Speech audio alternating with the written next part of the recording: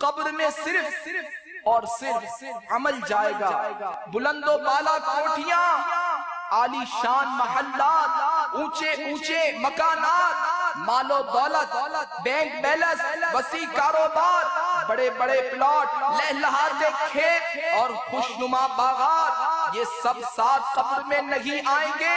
حضرت سیدنا عطا بن یسار علی رحمت اللہ الغفار فرماتے گے جب میت کو قبر میں رکھا جاتا ہے تو سب سے پہلے اس کا عمل آ کر اس کی بائیں ران کو حرکت دیتا اور کہتا ہے میں تیرا عمل ہوں. وہ مردہ پوچھتا ہے میرے بال بچے کہاں ہیں، میری نعمتیں، میری دولتیں کہاں ہیں؟ تو عمل کہتا ہے یہ سب تیرے پیچھے رہ گئے اور میرے سوا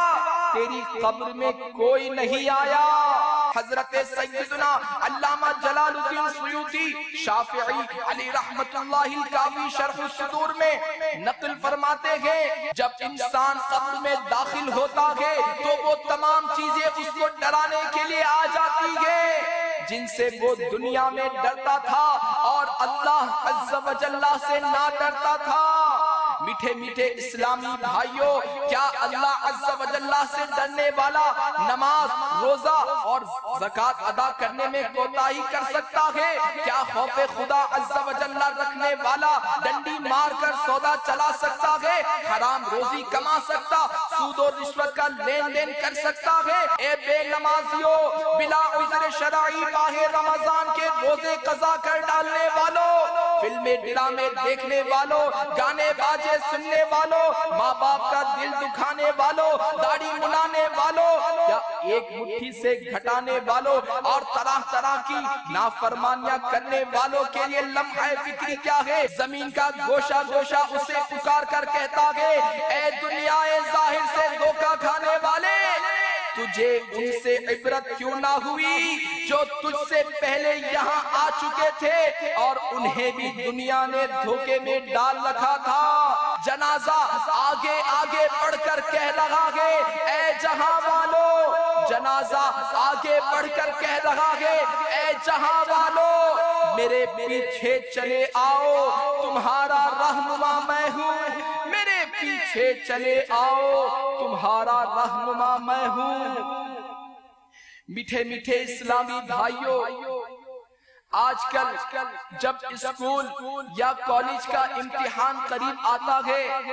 تو طلباء اس کی تیاریوں میں بہت زیادہ مشغول ہو جاتے ہیں. رات دن ان پر بس ایک یہی دھن سوار ہوتی ہے کہ امتحان سر پر ہے،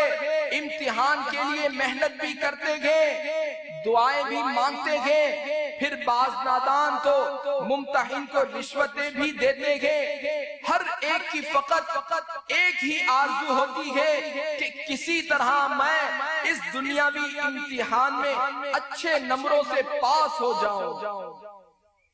اے دنیا کے امتحان کی تیاری میں کھو جانے والوں، کاش آپ کو اس بات کا احساس ہو جاتا کہ قبر کے سوالات امکانی نہیں بلکہ یقینی ہیں، جو ہمیں اللہ عز و جل کے رسول مقبول بی بی آمنہ رضی اللہ تعالی عنہ کے مہدے پھول صلی اللہ تعالی علیہ وآلہ وسلم نے پیش کی ہی بتا دیے گئے، اس کے جوابات بھی ارشاد فرما دیے گئے. ہائے افسوس، قبر کے سوالات و جوابات کی طرف ہماری کوئی توجہ ہی نہیں. آج ہم دنیا میں آ کر دنیا کی رنگینیوں میں کچھ اس طرح گم ہو گئے ہیں کہ ہمیں اس بات کا احساس تک نہ رہا کہ ہمیں مرنا بھی پڑے گا.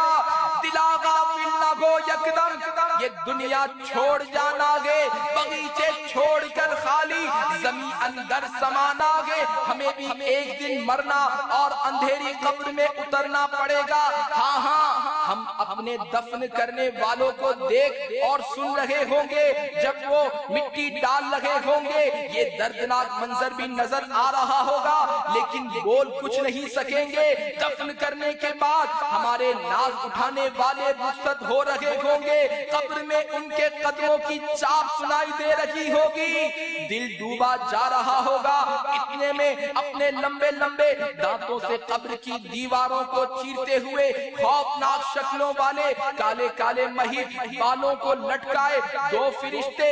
منکر نکیر قبر میں آ موجود ہوں گے، ان کی آنکھوں سے شعلے نکل لگے ہوں گے، وہ سختی کے ساتھ بٹھائیں گے اور کڑک یعنی سخت لہجے میں سوالات کریں گے۔ دنیا کی رنگینیوں میں گم، صرف دنیاوی امتحان ہی کی فکر کرنے والوں، فلمیں ڈرامے دیکھنے والوں، گانے باجے سننے والوں، داڑھی مڑانے والوں یا داڑھی کو ایک مٹھی سے گھٹانے والوں، اپنی اولاد کو شریعت و سنت کے مطابق تربیت نہ دلانے والوں، مذہبی رنگ نہ چڑھ جائے اس بری نیت سے اپنی اولاد کو سنتوں بھرے مدنی ماحول اور دعوت اسلامی کے اجتماعات سے روکنے والوں، اللہ عز و جل ناراض ہو گیا